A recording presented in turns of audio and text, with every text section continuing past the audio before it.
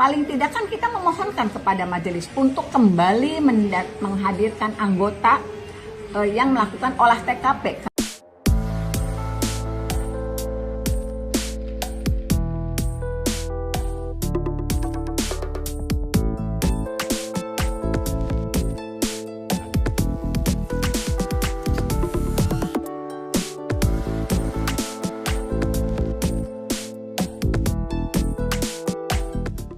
Sebetulnya gini, motor ini dalam kondisi rusak persepsi orang kan beda-beda. Kalau orang yang biasa pakai motor bagus, lecet sedikit aja, waduh motor saya rusak parah.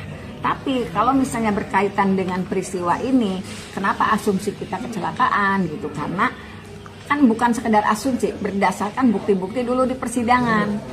Ada anggota yang melakukan olah TKP menyatakan ada daging yang tertinggal di baut penampang tiang PJU. Anggota itu memaparkan sebetulnya di persidangan. Kemudian juga ada di median jalan itu ada goresan yang warnanya sama dengan warna motor. Dan ternyata betul motornya juga rusak gitu. Ini kan kelihatan itu kerusakan motornya. Kelihatan terus. Cuman kan motor rusaknya orang kan beda-beda. Kalau yang biasa, mohon maaf, biasa motornya jelek gitu, segitu sih nggak ada masalah. Tapi untuk yang memiliki biasa ngolah motor, biasa senang ke otomotif, kerusakan sedikit aja ini. Nah kaitannya, kalaupun misalnya ini terkonfirmasi, novum kita sudah serahkan. Kalau ingin memastikan apakah betul novum yang kita sampaikan itu otentik atau tidak, paling tidak kan kita memohonkan kepada majelis untuk kembali menghadirkan anggota yang melakukan olah TKP. Karena di sidang sebelumnya di 2016, foto-foto ini tidak terkonfirmasi, visual ini tidak pernah dihadirkan. Jadi mungkin saat itu majelis tidak mempertimbangkan. Apalagi di sidang sakatatal yang sidangnya cepat. Kemudian kalau proses PK-nya sidang sakatatal, ada beberapa kesaksian yang memberikan informasi mengenai masalah ini tidak hadir di persidangan sakatatal, tidak dihadirkan.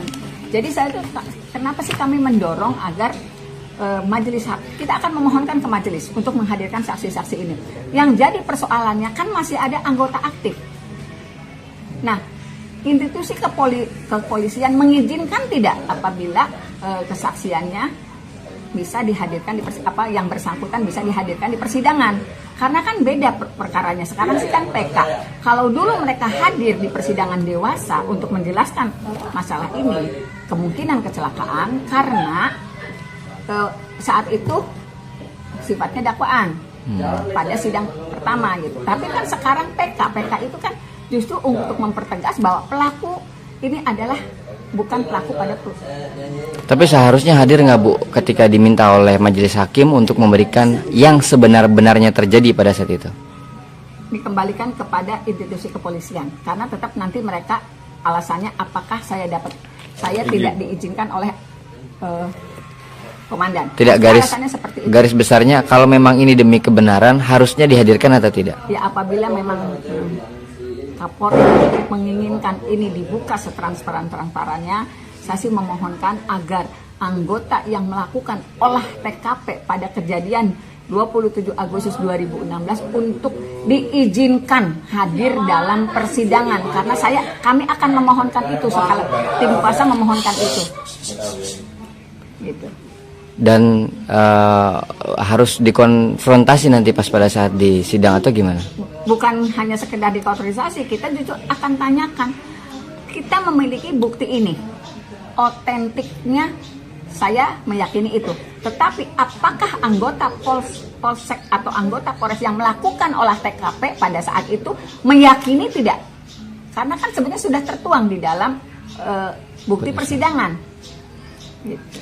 Meyakini tidak? Nah, kan tinggal dan saya sih yakinlah sebetulnya masa sih ketika olah TKP itu kan laporan maka. Yakin saya sebetulnya punya LP, tapi kan kita juga tidak bisa. Kita mau orang sipil, kita tidak bisa membuktikan kalau dalam LP itu memang terjadi kecelakaan. Yang punya kan mungkin anggota yang melakukan olah TKP gitu.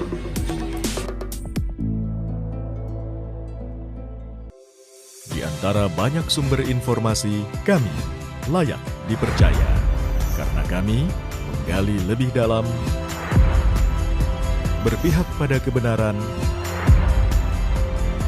berpegang pada data dan fakta agar layak Anda jadikan referensi.